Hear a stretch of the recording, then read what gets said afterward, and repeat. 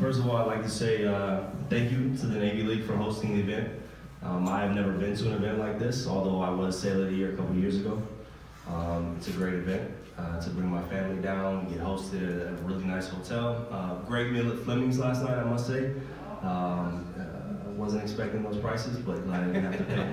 So thank you all for that. I'd also like to add Happy Veterans Day to those of us in the room who served and are still serving. Obviously, just me, I think. We've got some veterans out there.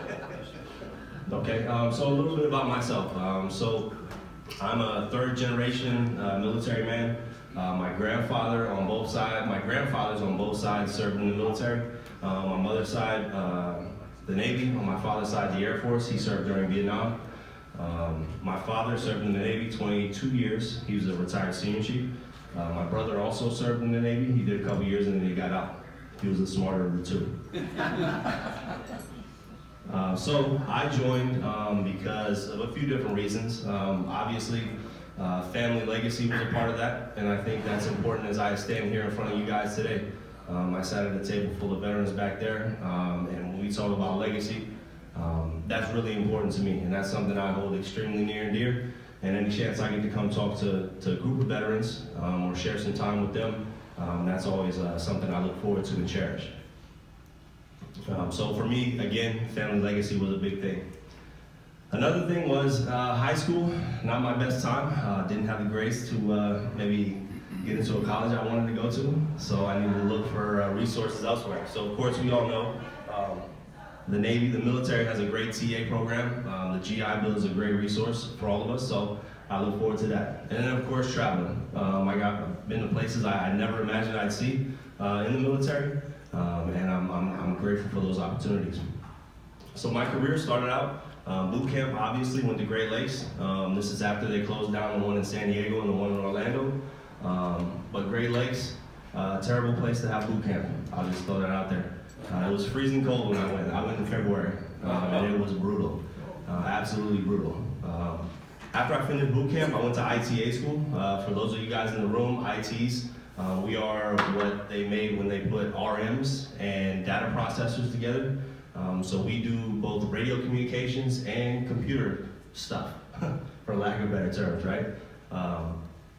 Finished A school, went to the USS Ronald Reagan just after she was commissioned in 2003 in Norfolk.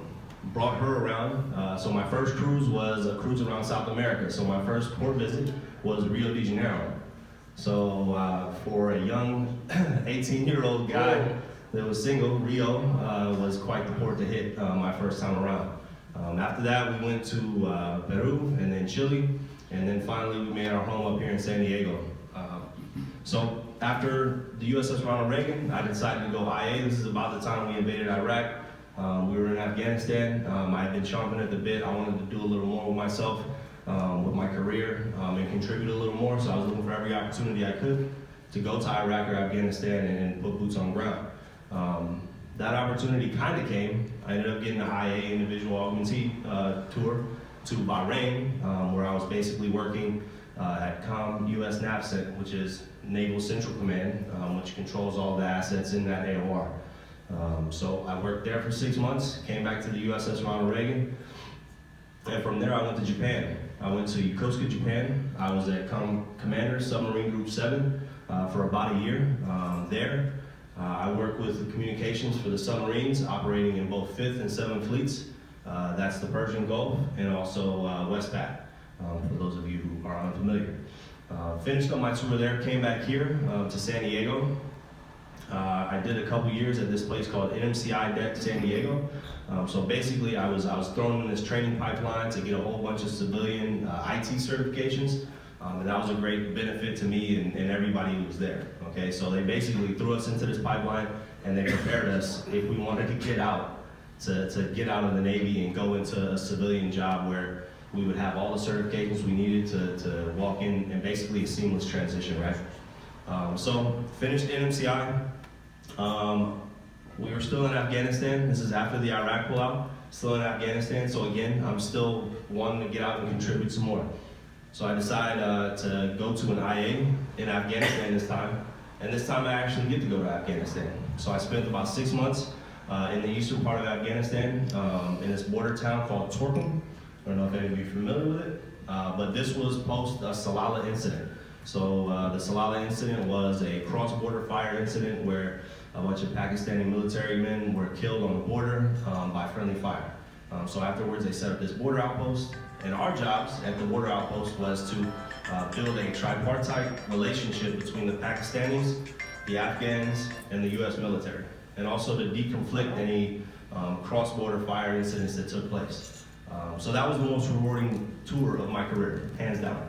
I got to work with people from all over the world, all branches of service, and we actually performed a mission that I could see the results. Every day I woke up, I went to work, which was a short walk across, the mountains, and I could see, like, tangibly what we were doing was making a difference. So I come back from Afghanistan, then I go to LCS. Is anybody familiar with LCS, Littoral Combat Ships here? Yeah. Yes? A little bit. So LCS is sort of a new platform in the Navy. They're built to operate in littoral and inland waterways. So that's shallow water. So they have a very shallow draft. I go there. It's a new platform. Spent 3 years there. Had a blast there. Some of the best sailors in the Navy are there, and really honed some of my leadership skills and some of my technical abilities.